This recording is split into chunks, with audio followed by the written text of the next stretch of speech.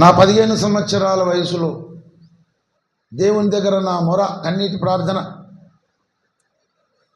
ఒకసారి ఇంత తడిసిపోయింది, చెంబడి నీళ్ళు పోవచ్చు. నా జీవితంలో, నా బ్రతుకులో మా అమ్మ నాన్నలను 20 సంవత్సరాలు కూర్చున్నబెట్టి సాడాలి, ఏ లోటుపాటు లేకుండా అన్ని చూసుకొని అమ్మ నాన్నను 20 సంవత్సరాలు ఏ పని చేయనీయకుండా వాళ్ళను నేను చూడాలి. అది నాకు ఇవ్వాలి. ఎవరివ్వాలి? భగవంతుడు. వాళ్ళకి ఆయుష్ ఇవ్వాలి, బతికింపజేయాలి. ఆ అవకాశం నాకు ఇవ్వాలని నా 15వ ఏట నేను చేసిన కన్నీటి ప్రార్థన ఎంత ఫలించింది తెలుసా? 20 ఏళ్ళే కోరుకున్న దేవుని దగ్గర ఇప్పుడు 26 ఏళ్ళు అమ్మ నాన్న బతికే ఉన్నారు. వాళ్ళను అపురూపంగా చూసుకునే కృప దేవుడు ఇచ్చాడు. వాళ్ళు ఏం పని చేయకుండా రిటైర్మెంట్ ఇచ్చి 26 సంవత్సరాలు తెలుసా? 2000 సంవత్సరంలో బాధ్యత తీసుకున్నాను. ఇప్పుడు 2026 20 ఏళ్ళు కోరుకున్న దేవుని దగ్గర 26 ఏళ్ళు ఇప్పటికీ అమ్మ నాన్న కళ్ళ ముందు ఉన్నారు. వాళ్ళని చూసుకునే భాగ్యం ఇచ్చారు. కోల్పోయిన తర్వాత తెలుస్తుంది బాధ, ఉన్నప్పుడు విలువ తెలియదు. పాతింట్లో ఉంటున్నప్పుడు మా నాయన ఏటన్నా ఊరికి పోతే నాకు నిద్ర పట్టకు సరిగా. మా నాయన లేడు కదా, ఏదో భయం, ఏదో ఉలికి పడ్డట్టు, ఏదో వస్తుంది అన్నట్టు. అది నాయన నేను ఇంట్లో ఉన్నాడు అనుకో, ఆయన వృద్ధుడే కావచ్చు, ఆయన పరిగెత్తకపోవచ్చు, బలం కలిగి లేకపోవచ్చు, ముసలివాడైనా సరే నాయన ఇంట్లో ఉన్నాడంటే బేఫికర్ ఇట్లా హ్యాపీగా నిద్రపోతుంటే, అంటే అంత గొప్ప ధైర్యం అన్నమాట. అర్థం కాదు ముసలోళ్ళు వీళ్ళతో ఏమవుతుంది. ఆ అనుభవం, వాళ్ళ కష్టం మనం పడలేదు కనుక తల్లుల దినోత్సవం అని ఎంతో పండుగ జరుపుకుంటున్నటువంటి లోకం ఆ తల్లిదండ్రుల విషయంలో, ముసలి తల్లిదండ్రుల విషయంలో పరిస్థితి ఏమిటి, ఎలా చూసుకుంటున్నారు, ఎట్లా చూస్తున్నారు అనేది లేకుండా పోయింది. స్టేటస్లో పెట్టుకుంటే ఏం లాభం? స్టేటస్లో ఫోటోలు పెట్టుకొని మురిస్తే లాభమా? రవ్వంత మనసులో బాధ కలగకుండా అవ్వని అయ్యని చూసుకోవాలా. రవ్వంతా కూడా మనసులో బాధ కలగొద్దు. మనకు బాధ కలిగినా పర్వాలే, కానీ రవ్వంతా కూడా నా తండ్రి, నా తల్లి మనసులో కూడా బాధపడొద్దు, అంత బాగా నేను చూసుకోవాలి అనే తృష్ణ పిల్లల లోపల ఉండాలి. దేవుడు చెప్తున్నాడు అది. ముసలి తల్లిదండ్రులను నిర్లక్ష్యం చేయొద్దు, పట్టించుకోకుండా ఉండొద్దు. సామెతల గ్రంథం 23వ అధ్యాయంలో నీ తల్లి ముదిమి యందు ఆమెను నిర్లక్ష్యము చెయ్యకుమన్నాడు. 25వ వచనంలో నీ తల్లి తండ్రులను నీవు సంతోషపెట్టవలెను, నిన్ను కనిన తల్లిని ఆనందపరచవలెను. ఏదో చదువుకోవడానికి రాశాడా? కాదు కదా. భగవంతుడు చెప్పిన మాట పాటించాలి. ప్రభువునందు ప్రియులారా, ఎంతో సంతోషం. ఇప్పుడు తల్లుల దినోత్సవం కదా, రాత్రి ఒక కేక్ తీసుకొచ్చి మా అమ్మను కేక్ కట్ చేయిస్తాం. కొన్నిసార్లు మా కవిత అనితో కూడా పాల్గొంటారు. కొన్నిసార్లు మేము నలుగురు అన్నదమ్ములం చప్పట్లు కొట్టి ఫోటో దిగి క్యాండిల్ వెలుగుతుంటే అమ్మకి ఎంతో సంతోషం. ఎంత ఖర్చు అవుతుంది దానికి? 200 250 అవుతుంది. ఆ సంతోషం కూడా ఇవ్వాలి అటు వాళ్లకు.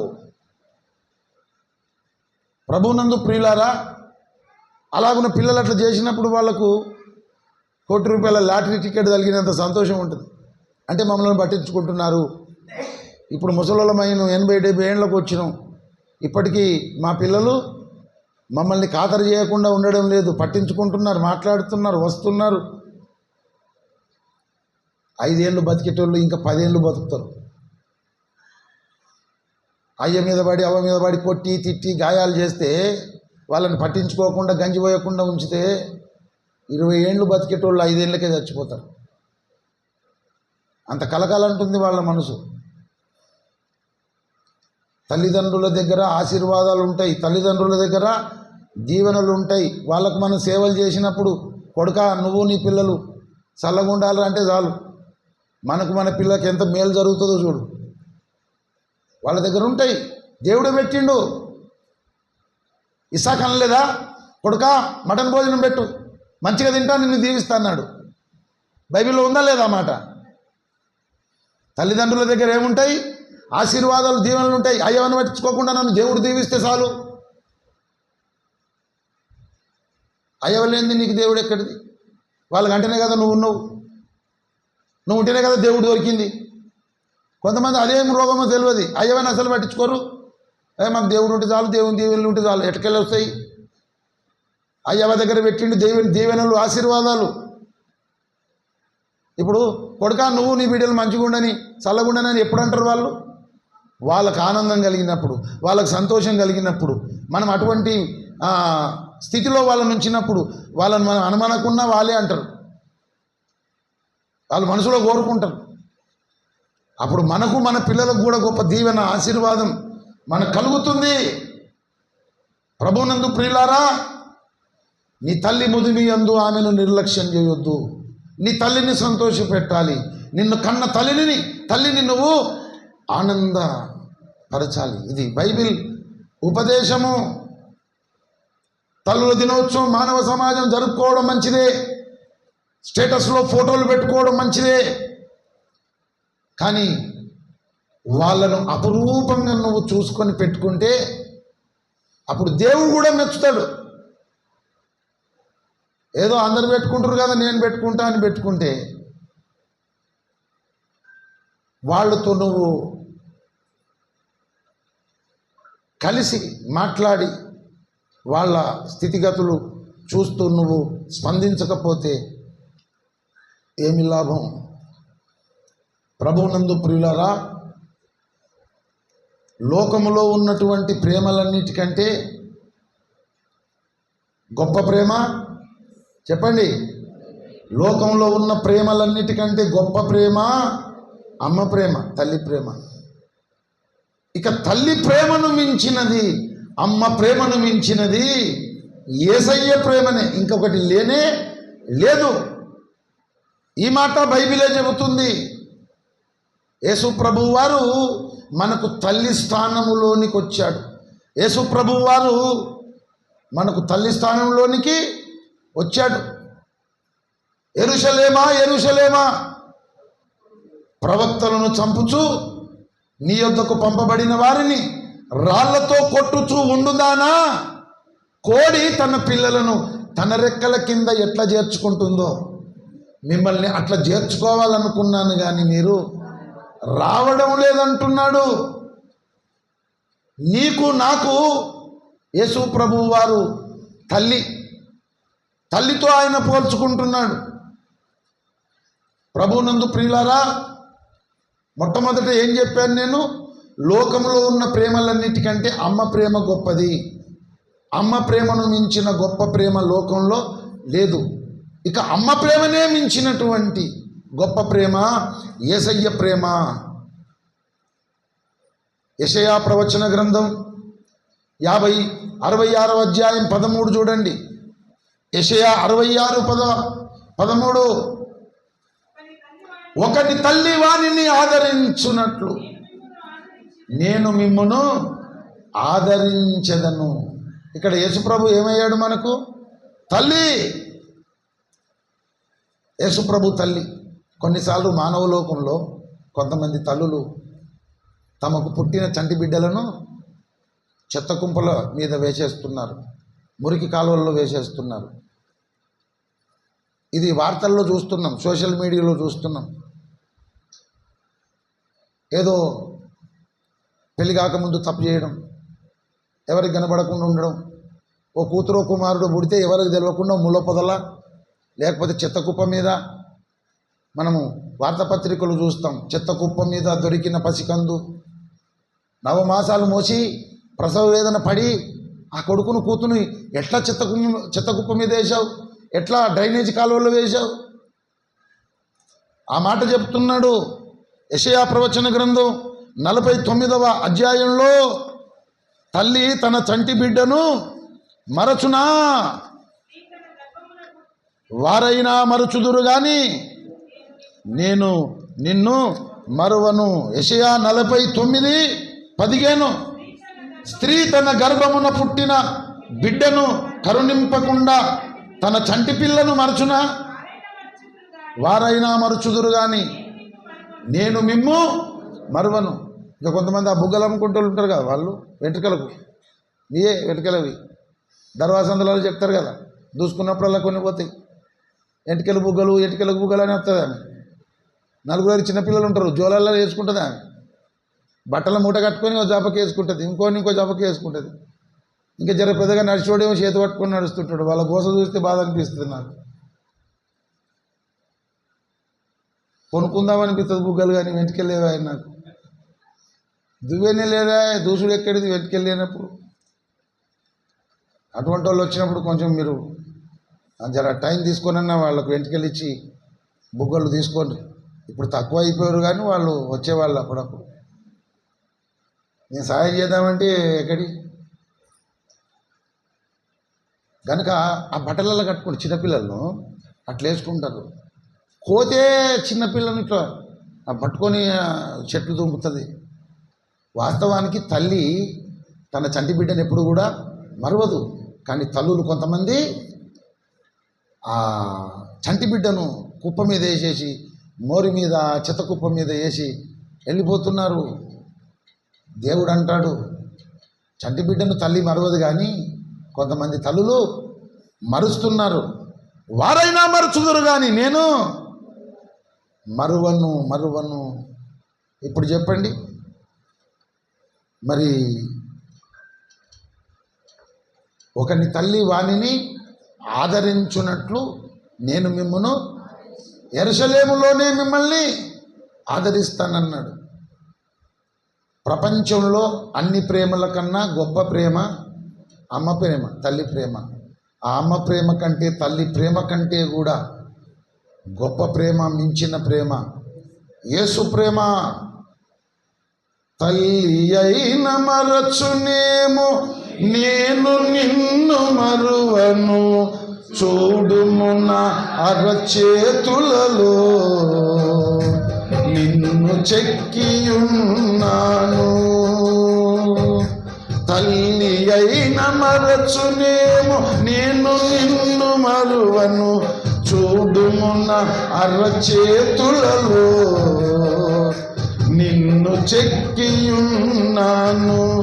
నీ పాదము తొట్రిల్ల నీయను నేను, నిన్ను కాపాడువాడు కునుకడు నిదులపోడు అని చెప్పి వాగ్దానం చేసిన యేసయ్యా, అని చెప్పి వాగ్దానం చేసిన యేసయ్యా.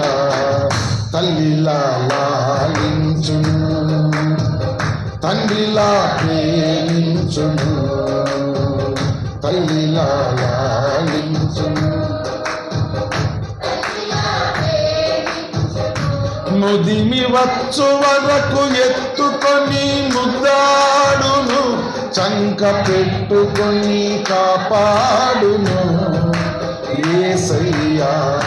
ముదిమి వచ్చు వరకు ఎత్తుకొని ముద్దాడును, చంక పెట్టుకొని కాపాడును యేసయ్యా. తల్లిలా లాలించును, తండ్రిలా ప్రేమించును, తల్లిలా లాలించును.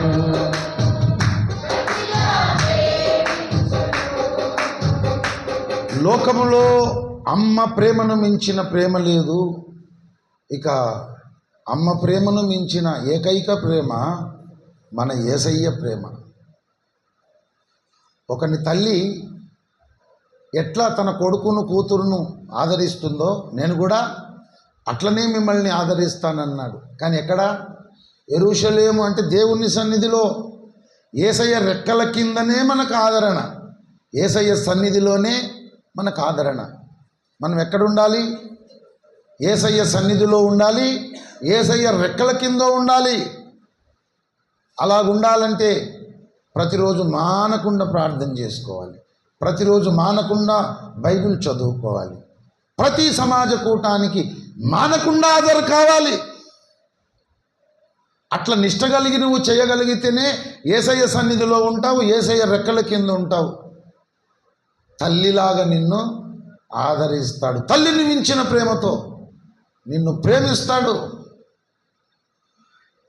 ఆ విధంగా మనం నడుచుకుందాం. ఈ తల్లుల దినోత్సవం సందర్భంగా, మదర్స్ డే సందర్భంగా ఈ ఒక్క మాట మీరు గుర్తుపెట్టుకోండి, జ్ఞాపకం పెట్టుకోండి. తల్లి ప్రేమని అన్ని ప్రేమల కంటే మించిన ప్రేమని లోకం చెబుతుండగా, తల్లి ప్రేమను కూడా మించిన ప్రేమ యేసయ్య ప్రేమని బైబిల్ చెబుతుంది. యేసయ్య సన్నిధిలో ఉందాం, యేసయ్య రెక్కల కిందికి చేరిపోదాం. ఆయనిచ్చే ఆనందము, సంతోషము, శాంతి, సమాధానము, స్వస్థత, సకల మేళ్ళు మనం పొందుకుందాం. దేవుడు మనకు సహాయము చేయునుగాక. అందరూ తలలు వంచి కళ్ళు మూసుకోండి. దేవుడు పంపిన ఉపదేశం, సందేశం మన జీవితాలకు, మన బ్రతుకులకు మనం అన్వయించుకుందాం. ఇది స్వపరీక్ష సమయం. చాలా చక్కగా ఈ సమయాన్ని మనం సద్వినియోగం చేసుకోవాలి. ఎవరికి వారు మనలను మనం పరీక్షించుకోవాలి. దేవుడు పంపిన ఉపదేశం మన జీవితములకు, మన బ్రతుకులకు మనం అన్వయించుకోవాలి. ఈ సమయాన్ని చక్కగా సద్వినియోగం చేసుకోవాలి. ప్రభునందు ప్రియా సోదరి సోదరుడా, లోకంలో అన్ని ప్రేమలను మించిన ప్రేమ తల్లి ప్రేమ. నీ జీవితంలో, నీ బ్రతుకులో నీ తల్లిని కానీ, నీ తండ్రిని కానీ రవ్వంతా కూడా నువ్వు బాధ పెట్టుతూ వారిని అపురూపముగా నువ్వు చూసుకోవాలి. వారిని సంతోషపెట్టడానికి, వాళ్ళను ఆనందింపజేయడానికే ప్రయత్నము చేయాలి. కానీ ఎప్పుడు కూడా వారిని బాధ పెట్టడానికి, దుఃఖ పెట్టడానికి మనము పూనుకోవద్దు. అటువంటి పనులు మనము చేయొద్దు. మనకు జన్మనిచ్చి, కని, పెంచి, పెద్ద చేసి మనలను ఇంతటి వారుగా చేసినటువంటి తల్లిదండ్రులను మనం బాధ పెట్టొద్దు, దుఃఖ పెట్టొద్దు. మనలను వారు కన్నందుకు, మనం వారికి పుట్టినందుకు రవ్వంత మనసు కూడా వాళ్ళకు బాధ కలగకుండా మనము ప్రవర్తించాలి, నడుచుకోవాలి.